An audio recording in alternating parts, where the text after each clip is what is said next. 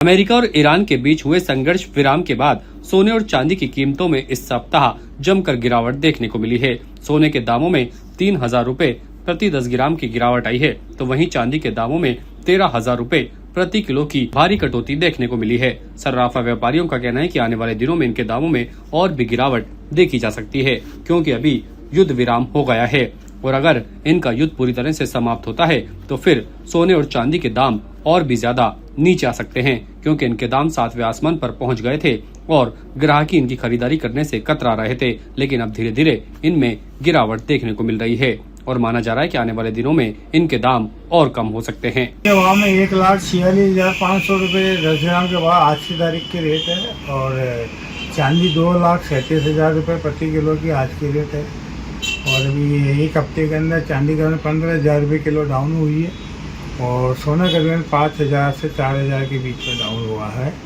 और ये तो मैक्स में चलता रहता है, ऊपर ही 2-4-5,000 रुपये इन भावों को देखते हुए कोई बड़ी रकम नहीं है।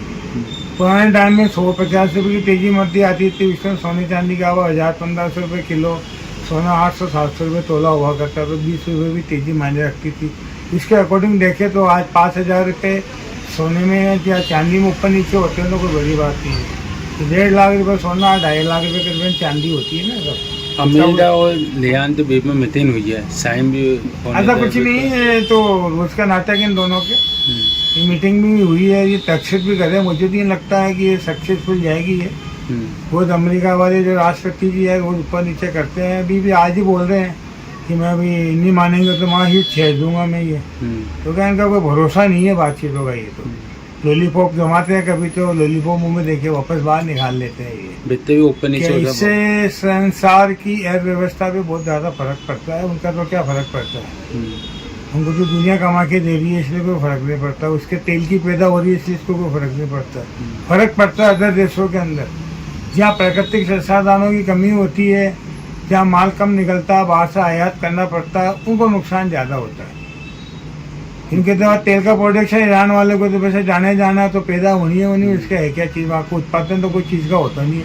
सब चीज़ें बाहर से आती, चाहे दूध, दही, शक्कर, तेल, ये सब ले लो।